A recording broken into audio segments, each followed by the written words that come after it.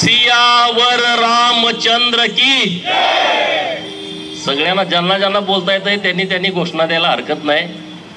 सियावर रामचंद्र की, पवन पुत्र हनुमान की, उमापति महादेव की, भारत माता की, गो माता की, हिंदू धर्म की, छत्रपति शिवाजी महाराज की, धर्मवीर छत्रपति संभाजी महाराज की, विश्वरत्न डॉक्टर बाबासाहेब आंबेडकरांचा। आज पुण्यामध्ये, ज्या पुण्यामध्ये आपण इतक्या मोठ्या संख्येने उपस्थित आहात, त्या पुण्याच्या पुण्यलाल मातीला मी वंदन करतो। ज्या छत्रपती शिवाजी महाराजांनी धर्मासाठी जगावं कसं हे आपणाला शिकवलं, त्या छत्रपती शिवाजी महाराजांची आणि ज्या धर्मवीर संभाजी महाराजांनी धर्मासाठी मरावं कसं हे शिकवलं, त्या धर्मवीर छत्रपती संभाजी महाराजांची जन्मभूमी पुणे जिल्हा आहे। आणि याच पुणे जिल्ह्यामध्ये छत्रपती शिवाजी महाराजांच्या नंतर ज्यांनी ज्यांनी हिंदवी स्वराज्याची भगवी पताका खांद्यावरती घेतली, ते सुभेदार मल्हारराव होळकर यांच्या राजपुत्राचं लग्न पुण्यश्लोक अहिल्या देवींच्या सोबत झालं, तेही शनिवार वाडा याच पुण्यामध्ये आहे। अशा पुण्यामध्ये हिंदुत्वासाठी, हिंदू समाजासाठी काम करण्याची प्रचंड शक्ती माझ्यासारख्या कार्यकर्त्याला मिळाली। 12 हत्तीचं बळ तुमच्या सर्वांच्या उपस्थितीनं माझ्यासारख्या सामान्य कार्यकर्त्याला मिळालं, त्याबद्दल मी पुण्याच्या भूमीला मनापासून वंदन करतो। तुमच्या सर्वांचं मनापासून आभार व्यक्त करतो।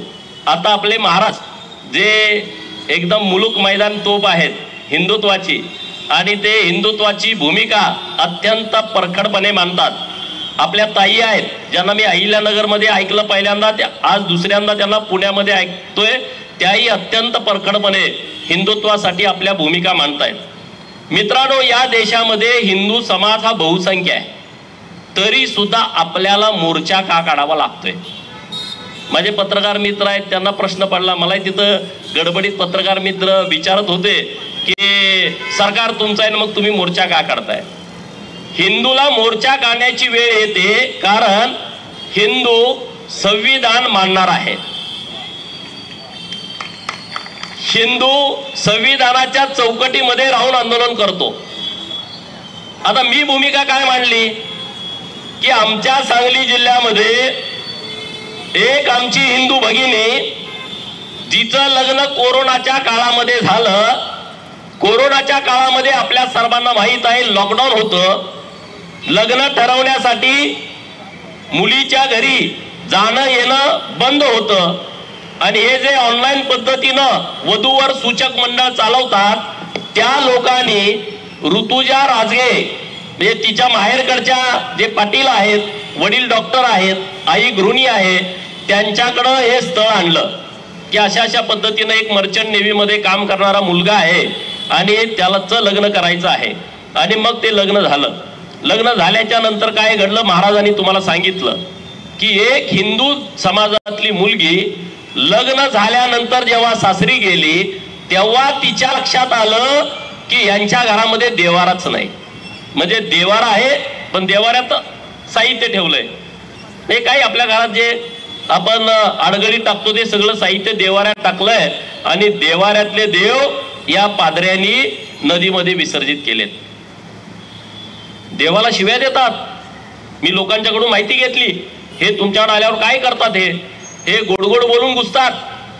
डॉक्टर बाबासाहेब आंबेडकर साहेबांच्या संविधानानं धर्म प्रचार करणं गुन्हा नाही आहे, परंतु अज्ञानाचा गैरफायदा घेऊन, त्यांना आमिष दाखवून, त्यांच्यावरती जबरदस्ती करून धर्मांतरण करणं हा 100% गुन्हा आहे।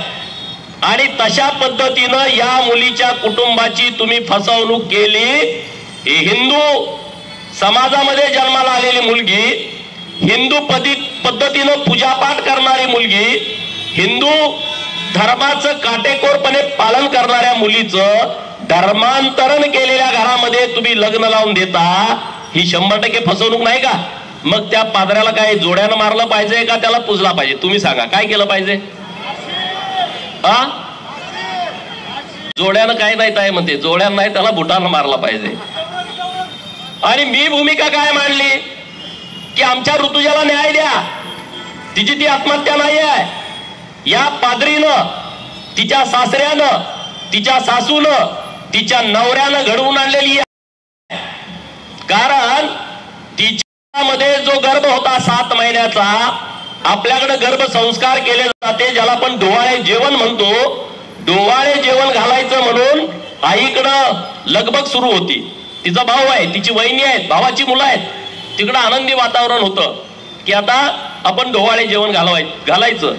इकडं पादरी काय म्हणतोय की तिच्यावरती ख्रिश्चन पद्धतीनं धर्मसंस्कार झाले पाहिजेत, तिनं बायबलचं वाचन केलं पाहिजे, तिनं चर्चमध्ये आलं पाहिजे. ती मुलगी मानायला तयार नव्हती.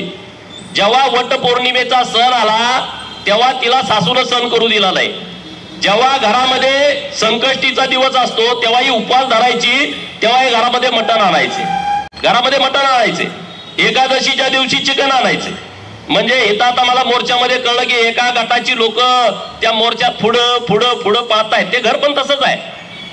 ते घर एका दिवशी दगडू सेट गणपतीच्या तिकडं मटण खाऊन जातात. तुम्हाला सगळ्यांना माहित आहे ते घर कोण आहे. तू ख्रिश्चन आहे, नवरा ब्राह्मण आहे, बाप मराठा आहे, आई कुणी आहे, असं कॉकटेल घर आहे. आणि ती लोक आता सगळी इकडं मोर्चामध्ये गोपीचंद पडळकरची आमदारकी गेली पाहिजे. अरे वा, गोपीचंद पडळकरची आमदारकी म्हणजे काय परड्यातला भाजीपाला आहे का? अरे जत मधल्या मायबाप जनतेने मला 40,000 मताच्या फरकाने निवडून विधानसभेमध्ये पाठवलंय. ते तुम्ही सांगण्यामुळे माझी आमदारकी जाऊ शकते का? सांगा, जाऊ शकते का? आणि दुसरं, या मोर्चामध्ये बाबासाहेबांचा फोटो घेऊन हे फिरायला लागले. याचं अतीव दुःख आहे. अरे डॉक्टर बाबासाहेब आंबेडकर साहेबांना मानणारा या देशातला प्रत्येक कार्यकर्ता हे मान्यच करणार नाही. 5 फेब्रुवारी 1938 ला जनता दैनिकामध्ये बाबासाहेबांची एक मुलाखत आलेली आहे. आणि बाबासाहेब म्हणतायत की या हिंदुस्थानामध्ये जे ख्रिश्चन आणि मुस्लिमीकरण, जे धर्मांतरण सुरू आहे हे आम्हाला मान्य नाही आहे. या लोकांना, मागासवर्गीय लोकांचं काही पडलेलं नाही. या मशिनऱ्यांना फक्त यांना ख्रिश्चन करायचं आहे आणि मग यांची जबाबदारी नाही. मग त्यांचं राजकीय भवितव्य काय आहे, त्यांचं शैक्षणिक भवितव्य काय आहे, त्यांचा सामाजिक स्तर उंचावणार की नाही उंचावणार, याच्याशी या मशिनऱ्यांना अजिबात देणं घेणं नाही. हे मी म्हणत नाही, हे खुद्द महामानव डॉक्टर बाबासाहेब आंबेडकर साहेब म्हणतायत. आणि मग जे फोटो घेऊन त्या मोर्चामध्ये नाचतायत, एक तर तुम्ही बाबासाहेबांना मानणारे नाही, तुम्ही कोणतरी दुसरे तिसरे लोक आहात. बाबासाहेबांची ही भूमिका होती. बाबासाहेबांना ख्रिश्चन आणि इस्लामीकरण हे भारतामध्ये होणं हे मान्य नव्हतं.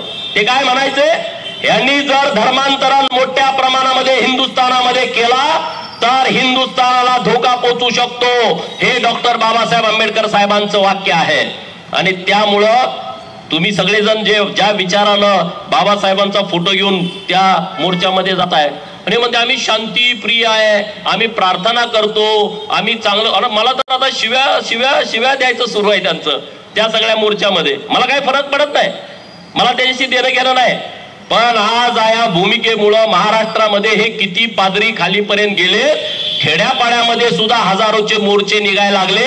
या महाराष्ट्रासाठी आणि भारतासाठी अत्यंत विचार करण्याची ही बाब आहे, विचार करण्याची बाब आहे. इतके सगळे बाहेर पडायला लागले. आणि मागणी त्यांची गोपीचंद पडळकरची आमदार करा. अरे म्हणून मी म्हणलो, अरे तुम्ही मुक्याला बोलायला लावताय, तुम्ही आंधळ्याला दिसायला लावताय, तुम्ही पांगळ्याला लावताय, तुम्ही बाहेर किडनी नाही त्याला किडनी आमचा येशू देतो म्हणताय. आणि मग हे सगळं घडतंय तर माझी आमदारकी रद्द करण्यासाठी तुम्ही रस्त्यावरती कशाला बोंबलताय असं मी म्हणलो. बरोबर आहे की नाही?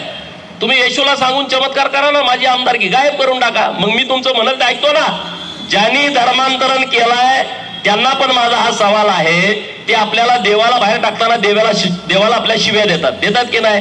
देवा आपला तुडवतात. ते पाद्री म्हणतात तुमचा देव आमचं काही करत नाही. जर इथून पुढे देवाच्या बाबतीमध्ये चुकीचा शब्द जर तुम्ही आमच्या काढला तर तुम्हाला आम्ही ठोकणार म्हणजे ठोकणारच.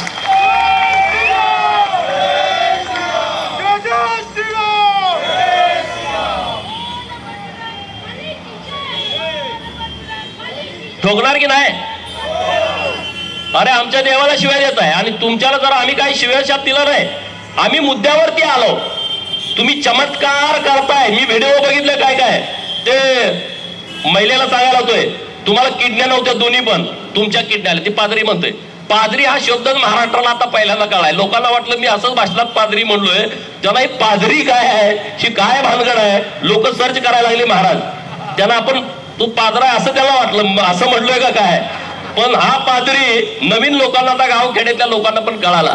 मला गावावरची लोक म्हणतात अरे पादरी काय नवीनच भानगड आहे. अरे हे म्हटलं भानगड अत्यंत डेंजर आहे. कारण 1943 ला या देशामध्ये दुष्काळ पडला होता. हे आले कोणाच्या सोबत? हे इंग्रजांच्या सोबत आले. हे जे मशिनरी वाले आहेत ते इंग्रजांच्या सोबत आले. इंग्रज हे आपल्या भारताला सोने की चिडिया आणि ती लुटायची या हेतून आले होते.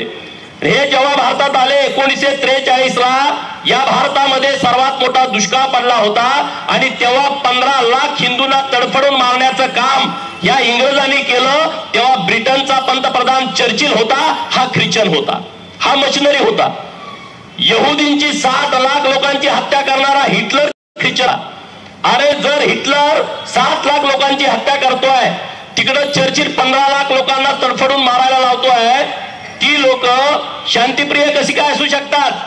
आणि म्हणून या भारतामध्ये शांती प्रिय बुद्ध आणि सहिष्णुता असणारा हिंदू ह्या एकाच नाण्याच्या दोन बाजू आहेत. ह्या वेगवेगळ्या जरी खोल्या असल्या तर हिंदुत्वाचं एकच घर आहे.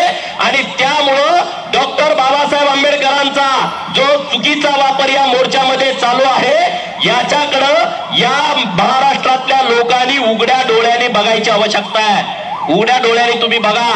अरे कसे काय 60 लाख यहुदींचा खून करणारा, मर्डर करणारा, हत्या करणारी लोक हे शांतिप्रिय कसे काय असू शकतात?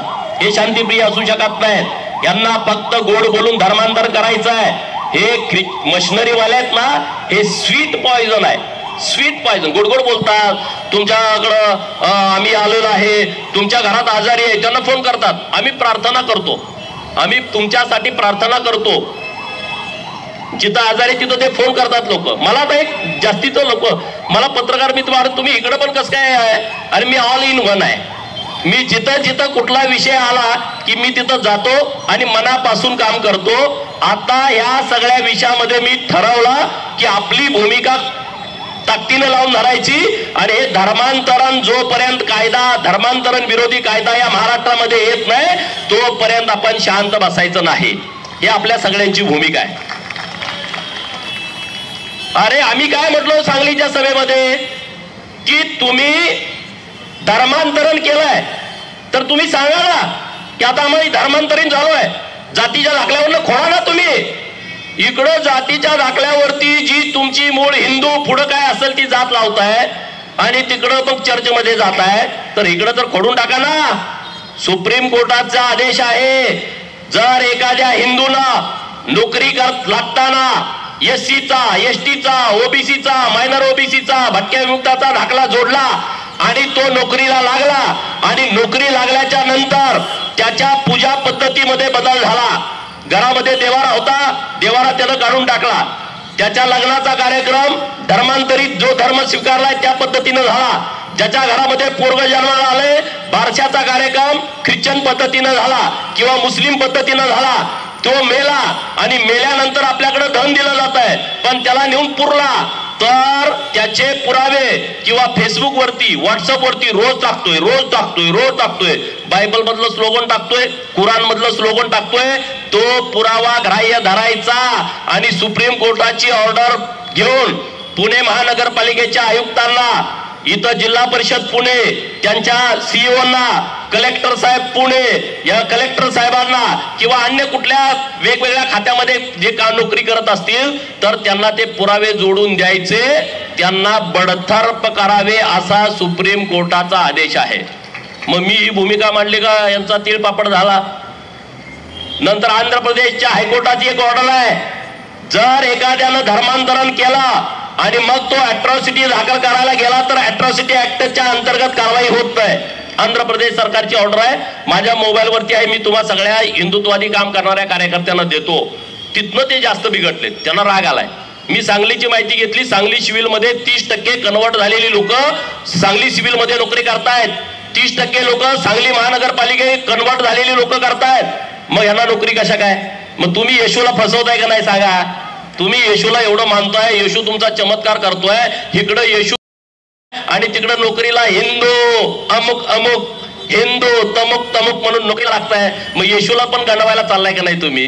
तर तुम्ही पहिलं नोकरी सोडून द्या, येशू चमत्कार करेल आणि तुम्हाला परत नोकरीवरती आणेल. माझं असं म्हणणं आहे ना, बरोबर की नाही? येशू चमत्कार काही करतोय तर नोकरीवरती काढल्यानंतर डायरेक्ट येशू तुम्हाला शिपाईचा काढून टाकला, डायरेक्ट तुम्हाला तहसीलदार करून टाकेल.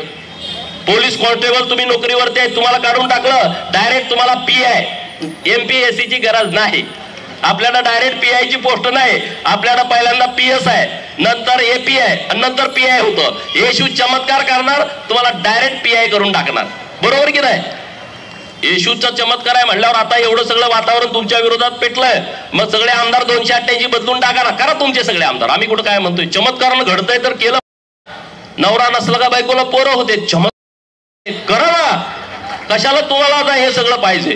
आता ते एवढे रागात आहेत की गोपीचंद पडळकरचं असं करू, गोपीचंद पडळकरचं तुम्ही काही सुद्धा करू शकत नाही. मी एकदा भूमिका घेतली ना, ती भूमिका एकट्यानं मी कामाला लावली नाही सांगा. 10 मिनिटात एकटं 10 मिनिटांमध्ये अख्खे रस्त्यावरती आले. मला जालन्यात फोन आला, अरे एवढी कुठं आलेत? मला सगळे आता अधिवेशन सुरू आहे, आमदार भेटतात, अरे एवढी कुठले आहेत? एवढी आमच्या दारात आलती. ती गोपीचंद पडळकर असं असं बोललाय. आज मला एक मंत्री महोदय बोलले, माझ्या मतदारसंघातले आलेत माझ्याकडं, सगळ्याकडं सगळा कालवा विधान भवनात हात सुरू आहे. अरे झाले कुठनं? सगळ्या आमदारांना प्रश्न आहे. एवढी संख्या, त्यांना वाटलं थोडी थोडी असतील, ह्यांचा हातनं पोखरून काढायला लागले. ते गुपचूप गुपचूप गुपचूप सगळा कार्यक्रम सुरू आहे. तर हा अत्यंत गंभीर विषय आहे, अत्यंत सिरियस घ्या.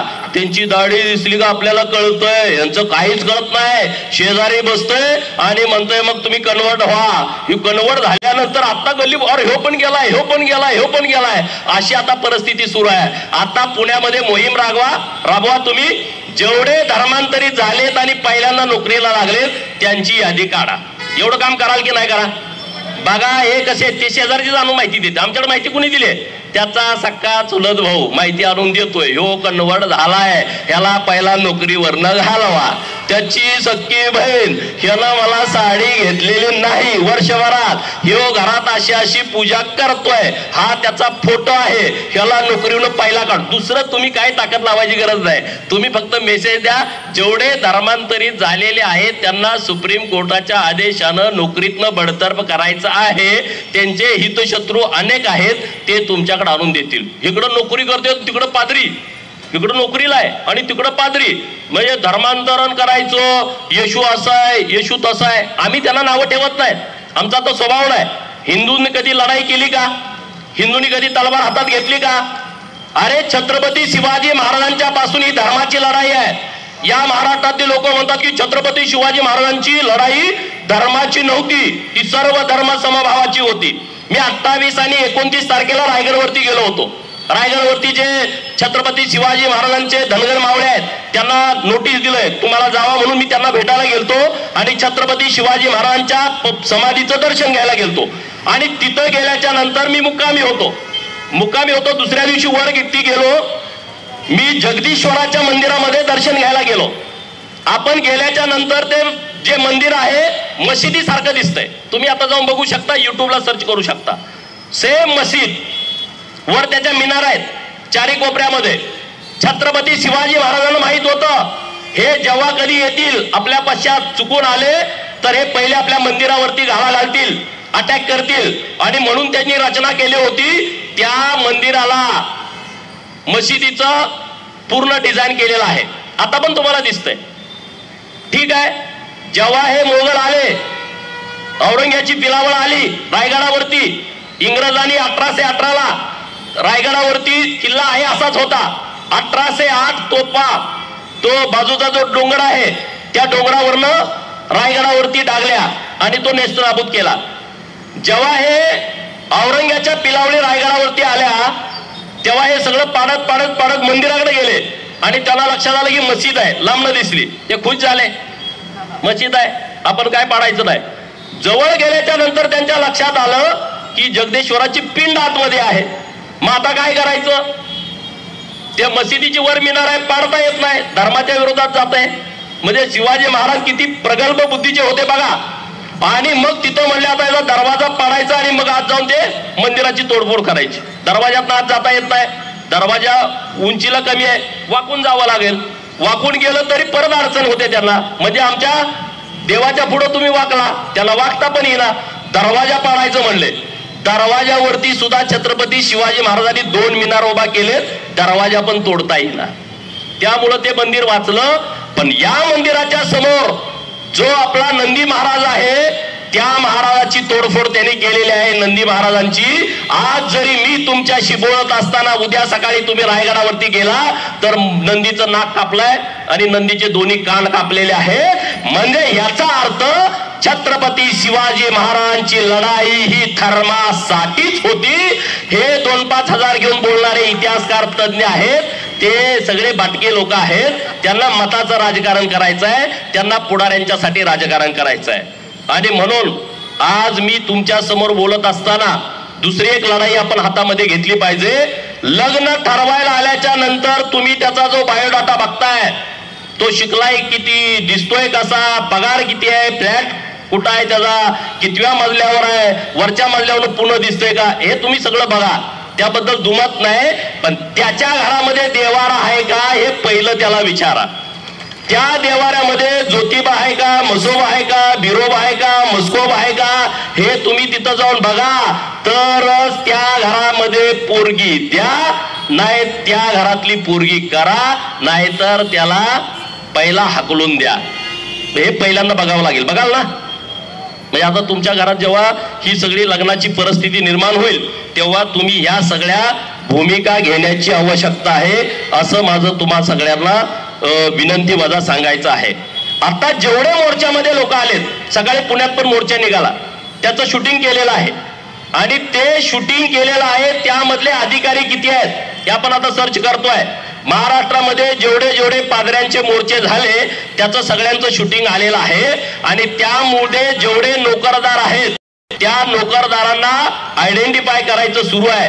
जेवढी जेवढी लोक आलेले आहेत त्यांची पण लिस्ट काढायची आहे. तो नोकरीवरती असू नोकरीवरती नसू, त्याची एक आपल्याला लिस्ट तयार करायची आहे की तो तिकडं ख्रिश्चन झालाय, तो तिकडं पादरी सांगेल तसं करतोय आणि इकडं परत आपल्या लाईनीमध्ये उभा राहतोय आणि आमच्या मागासवर्गीय लोकांचं आरक्षण घेतोय, तो आरक्षण घेतोय, तो शिक्षणातलं आरक्षण घेतोय, तो नोकरीतलं आरक्षण घेतोय. तर त्याला परत शिक्षणातलं, नोकरीतलं आणि राजकीय आरक्षण मिळालं नाही पाहिजे. यासाठी या सगळ्या लोकांची लिस्ट तयार करायची आहे. तुम्ही कराल का?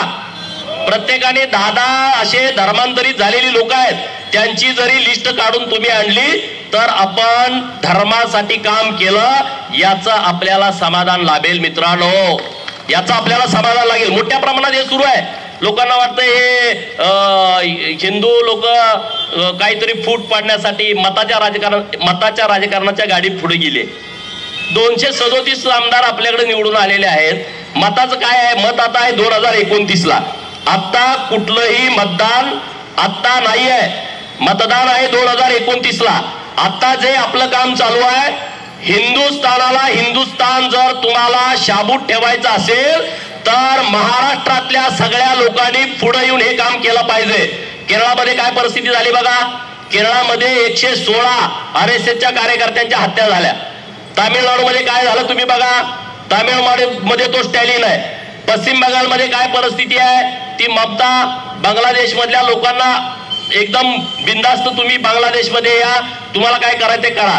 पूर्व भागातली जी राज्य आहेत, सिक्कीम असेल, मणिपूर असेल, किती तिथं आग लागली होती बघा. तिथं त्यांनी वातावरण गढूळ करून टाकलंय. आदिवासी माझा जमात जी आहे तो मूळ भारतीय आहे, मूल निवासी आहे. त्यांच्यामध्ये त्यांनी असं वातावरण तयार केलंय की तुमचा आणि हिंदू धर्माचा काही संबंध नाही. तुम्ही रामाला मानू नका, तुम्ही रावणाला माना. म्हणजे रावणाचा पुतळा दहन करायचं म्हटलं तर ती लोक विरोध करतात. अरे मग राहिलं कोण?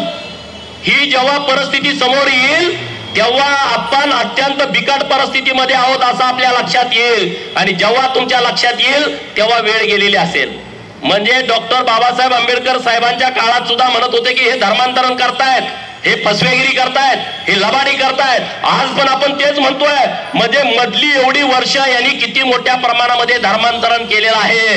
आणि म्हणून या सगळ्या विषयामध्ये आपण ताकदीनं पुढे गेलं पाहिजे, भूमिका मांडली पाहिजे, बोललं पाहिजे. काय राजकीय लोकांनीच बोलावं अशी परिस्थिती नाही. तुम्ही आम्ही सुद्धा या विषयावरती बोलू शकतो ना. तुम्ही आम्ही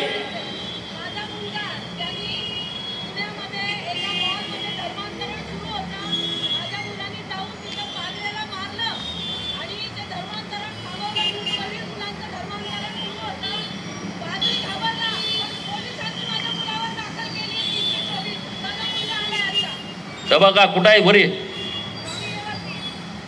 काय नाव आहे? स्वामी गौड नावाचा हा तरुण मुलगा आहे. धर्मांतरण करायला आल्यानंतर त्या पादऱ्याला त्यांनी ठोकून काढलं. पादरी पळून गेला, पण पोलिसांनी त्यांच्यावरती 324चा गुन्हा दाखल केलाय. मी माननीय मुख्यमंत्री महोदयांच्या कानावरती उद्याच ही गोष्ट घालतो. अरे मग तुम्ही पण थांबवत नाही आणि आम्ही थांबवलं तर आमच्यावरती गुन्हा दाखल करताय. तर यासाठीच धर्मांतरण विरोधी कायद्याची आवश्यकता आहे. लव जिहाद, लोक म्हणतात लव जिहाद होत नाही. मला पुण्यामध्ये काही मुलांनी सांगितलं की FC रोडला एक मुलींच्या कपड्याचं दुकान आहे आणि इकडं 400 रुपयाला ड्रेस मिळाला का तिथं 200ला मिळतो. आपल्या सगळ्या मुली तिकडं स्वस्त ड्रेस मिळतो म्हणून जातो. 100 मुली झाल्या का त्यांना टार्गेट करायचं, त्यांचा नंबर येतो बिलावरती आणि मग त्यांना टार्गेट करायचं आणि त्यातल्या 4, 2, 5, 10 मुली बळी पाडायच्या. हे सगळे सर्रास प्रकार सुरू आहेत. पोलिसांना माझी विनंती आहे की तुम्ही सुद्धा या विषयामध्ये सिरियसली लक्ष घातलं पाहिजे. इकडं आमचा गो हत्याचा कायदा आहे, आमचे गोरक्षक येतात, तुम्ही लगेच त्याला तू कशाला आला, काय तुझा संमत नाही आहे. त्यातून भावना वेगळी आहे. आमची देशी गोवंशाची गाय वाचली पाहिजे ही आमची भावना आहे. आमच्या मुलींना पुण्यामध्ये आल्यानंतर शहरात कुठल्या पण जावा, लव जिहादचे प्रकार खूप आहेत आणि हे थांबले पाहिजेत ना. थांबतील कसं? आपल्या मुलीवरती आपण चांगल्या पद्धतीचे संस्कार केले पाहिजेत. तिचा मित्र कोण आहे, तिची मैत्रीण कोण आहे, व्हॉट्सअप ग्रुपवरती कोण आहे, व्हॉट्सअपवरती चॅटिंग कुणाची करते, फेसबुकला तिचे मित्र कोण आहेत, इंस्टाला व्हिडिओ टाकते, कोणीतरी लाईक करतंय, काहीतरी करतंय आणि तो सगळा फसवा बाजार आहे. कोणाची तर जीन्स उसनी घेते, बूट कुणाचा तरी उसना, गाडी कुणाची तरी फोटो काढाय पुरती, शायनिंगची गाडी फेसबुकवरती पोरी ना ते फसवतेत. ते त्याचं नाही, त्याला राहायला घर पण नाही, त्याला कुणीतरी सपोर्ट करताय. हिंदूच्या मुली बाटवण्याच्या दृष्टिकोनातून षडयंत्रपूर्वक त्याला फसवलं जात आहे. या सगळ्या बाबीकडे तुम्ही आणि आम्ही लक्ष देण्याची आवश्यकता आहे. आजच एक प्रकरण घडलंय. आता मी तुमच्याशी बोलत असताना पोलीस स्टेशन मध्ये आता गुन्हा दाखल करायचं सुरू आहे. तिथं कोमल कोतवाल ही मुलगी तिच्या आईला, भावाला, तिच्या वहिनीला मारतीये धर्मांतरण करा म्हणून. आणि तिच्या वहिनीच्या पोटामध्ये बाळ होतं, ते 1.5 महिन्याचं बाळ लाताबुक्या मारल्यामुळं ते मयत झालेलं आहे. त्याचा आता गुन्हा दाखल करायचं सुरू आहे. पत्रकार मित्रांना माझी विनंती आहे, म्हणजे आम्ही जो विषय घेतोय ना तो विषय आम्ही उगाच कुठला तर घेत नाही पुराव्याशिवाय. हे प्रकरण आता कोमल विजय कोतवाली गेल्या कित्येक वर्षापासून अमित कोतवाल, समीर कोतवाल आणि त्यांच्या आईला सुद्धा धर्मांतरण करण्यास त्रास देणे व मारहाण करण्यास ही कामे करत होती. तरी तिच्या विरोधात पद्मजी पोलीस चौकीमध्ये त्यांना समज देण्यात आली होती, तरी सुद्धा तिचे असेच कृत्य चालू आहे. अशाच सारख्या त्रासामुळे समीर व अमित कोतवाल यांच्या आईचे निधन झाले आहे. 5/5/2025 रोजी समीर कोतवाल याचा विवाह झाला, परंतु त्यांच्या नवविवाहित वधू आशका कोतवाल यांना सुद्धा ती येऊन धर्मांतरणासाठी धमकत होती, मारहाण करत होती. हे सर्रास प्रकरण सुरू आहेत, हे सर्रास प्रकरण सुरू आहेत. तुम्हा सगळ्यांना माझी विनंती आहे की आता कोणी तुमच्या तिकडे आला धर्मांतरण करण्याच्या हेतूनं, तर मी तुम्हाला सांगितलंय त्यानं दादागिरी केली, त्याला ठोकून काढा. धर्म प्रचार करणं हा गुन्हा नाही. काहीतरी पत्रिका द्यायला येतात, पॉम्पलेट घेऊन येतात, त्यांना बसवा, त्यांना जरा गणपतीची आरती म्हणायला लावा, त्यांना जरा दत्ताची आरती म्हणायला लावा, त्यांना आपल्या पांडुरंगाची आताच वारी झाली, आषाढी वारी, पांडुरंगाची आरती त्यांना म्हणायला लावा, त्यांच्या कपाळाला बुक्का, गुलाल नाहीतर भंडारा लावा आणि मग त्यांना सोडून द्या. जे कोणी महिला वगैरे येतात त्यांना पण कळू द्या ना. हे धर्मांतरण करणं आता एवढं सोपं झालं नाही. गावागावातील लोक सगळी टाईट झालेत. आता त्याला येऊ द्याच म्हणतात बघतो, आणि त्यामुळे ते सगळे बितरलेले आहेत. तर तुम्हा सर्वांना माझी विनंती आहे, हिंदू धर्म आपला महत्वाचा आहे.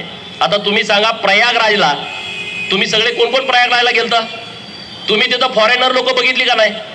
फॉरेनर लोक आलती का नाही? आता सांगा, हजला जायचं म्हटलं तुम्ही जाऊ शकता का? हजला तुम्ही जाऊ शकता का? नाही. बिगर मुस्लिम हजला चालत नाही. फेटकन सिटी येथे ईसाईंचं मुख्य स्थळ आहे, धार्मिक स्थळ, तिथं तुम्ही जाऊ शकता का? पण काशीला कुणी पण येऊ शकतं, प्रयागराजला कुणी पण येऊ शकतं. पण आम्ही कधी त्यांच्यावर दबाव टाकला का तुम्ही हिंदू धर्मामध्ये यायलाच पाहिजे? नाही, आम्ही त्यांच्यावरती अजिबात दबाव टाकला नाही. तुम्ही इकडं या, आमचं बघा, जावा, हिंदू धर्माविषयी सांगा. जगातले आता सगळे युट्यूब काढा, तिथं सगळं हिंदू धर्माच्या बाबतीमध्ये उत्स्फूर्तपणे लोक बोलायला लागले. उत्स्फूर्तपणे युट्यूबवरती तुम्ही सर्च करा. त्या आता वारीत किती लोक आली? जर्मनीवरनं लोक वारीत आले होते. आबू आजमी म्हणतो वारीचा त्रास होतोय. अरे तुला वारकऱ्यांनी नुसता असा त्या गर्दीत ढकला तर मरून जाशील एवढे ते बघे. वारकऱ्यांचे व्हिडिओ बघितले का? सगळे ते एकदम असे आनंदात असतात, पळायला सगळे लागले. त्या गर्दीत गावला तर तुझा चेन्ना मेंदा होऊन जाईल. वारकरी ते करत नाहीत, पण गर्दीत तू करून मरशील. बरं झालं तू तिकडे गर्दीत गेला नाही, तुला बघितलं असता तर कोणीतरी थोबाडला असता. हे नाही चालणार ना. प्रत्येकाने उठावं, हिंदूवर बोलावं, प्रत्येकाने उठावं, हिंदूमध्ये धर्मांतरण करण्याचा प्रयत्न करावा. हे इथून पुढच्या काळामध्ये अजिबात चालणार नाही. तुम्ही दूध मागाल तर आम्ही खीर देऊ, पण तुम्ही धर्म सोडा म्हणाल तर आम्ही चिरून टाकू. ही आपल्या सगळ्यांची भूमिका असली पाहिजे. ही आपल्या सगळ्यांची भूमिका असली पाहिजे. आणि म्हणून इथून पुढच्या काळामध्ये हिंदूसाठी जगायचं, हिंदूसाठी लढायचं. मताच्या राजकारणाचा जास्तीचा विचार करायचा नाही. अरे मी तर शेळ्या मेंढ्या राखणाराचा पोरगा आहे. मला भरपूर पार्टीने दिलं, मला लोकांनी भरपूर दिलं. इथून पुढच्या काळामध्ये लोकांसाठी आणि हिंदूसाठी काम करायचंय.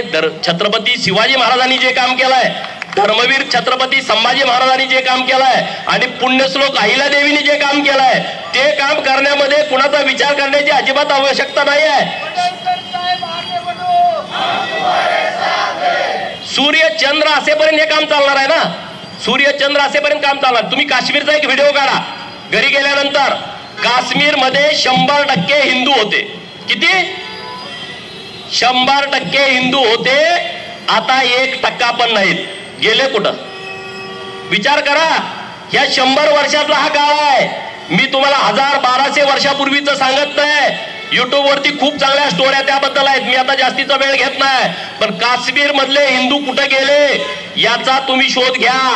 जर 100% हिंदू काश्मीर मधला गायब होऊ शकतो, तर भारताची सुद्धा हीच परिस्थिती होऊ शकते. सर्व धर्म समभाव हे डोक्यानं काढून टाका. हे सगळं खोटारड आहे. हे सगळं नुसतं हिंदूसाठी आहे. त्यांना करायचं ते करतात, पण हिंदूंनी म्हणायचं सर्व धर्म समभाव. म्हणजे हे आपल्यासाठी कामाचं नाही आहे. मंदिरामध्ये तोडफोड. आता मुळशीमध्ये अन्नपूर्णा मातेच्या मूर्तीवरती त्यांनी अत्याचार करण्याचा प्रयत्न केला. तो चांद शेख नावाचा, त्याचा बाप काय म्हणतोय, मला 8 पोर आहेत, एक यासाठीच काढलाय.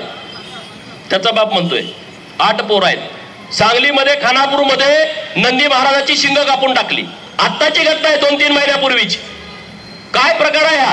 कर्जत मध्ये मंदिरामध्ये सगळ्या जिहादींनी अतिक्रमण केलंय, आणि महादेवाचं मंदिर आहे, मटणं खाऊन तिथं पाणी टाकते. चालतं का हे? तुमच्या इथं चाललं असतं का? आज इथले 70 डिजिटल काढून टाकले.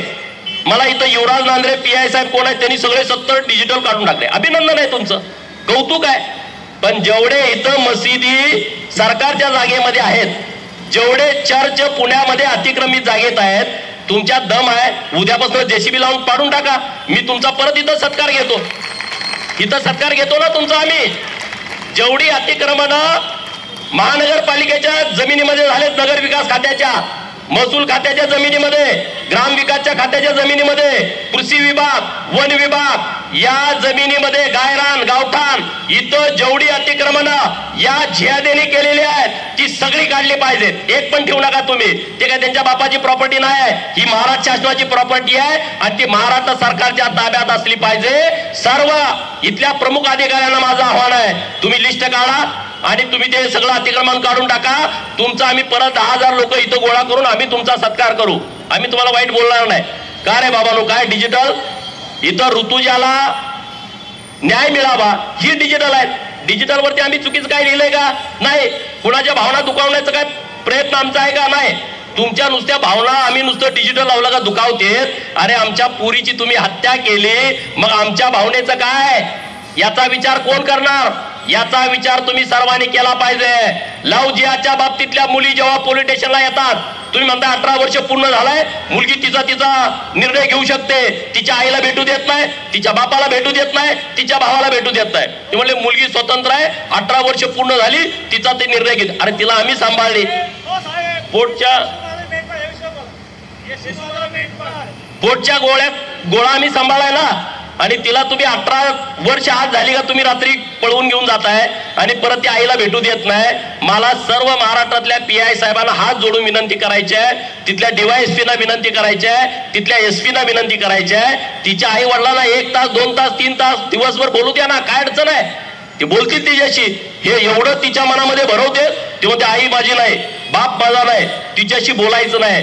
पोरींना पण माझी हात जोडून विनंती आहे, मी जी प्रकरणं आता बघतोय ना, खरं तर डोळ्यात पाणी आणणारी ही प्रकरणं आहेत.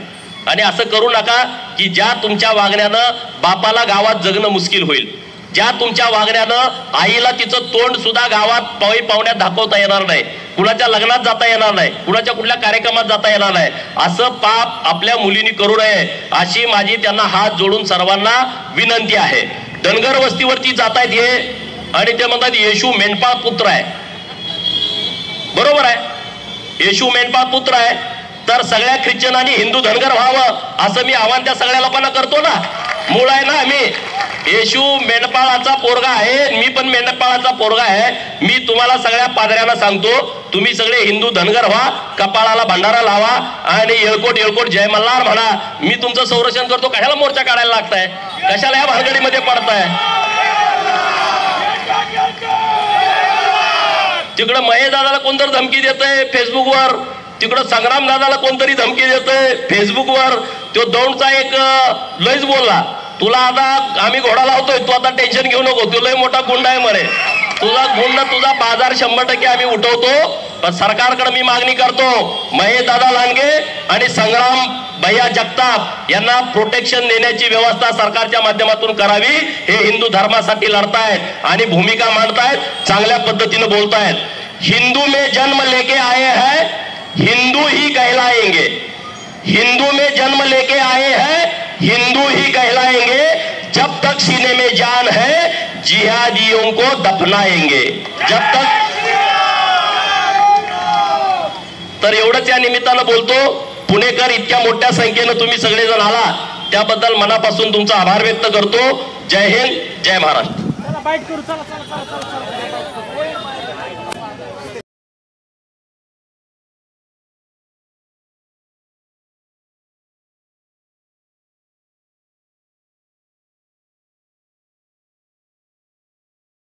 सगळ्यांनी शांतपणे जागेवर बोलायचंय, कुणीही जागा सोडायची नाहीये. मी वंदे मातरम म्हणण्यासाठी तुषारजी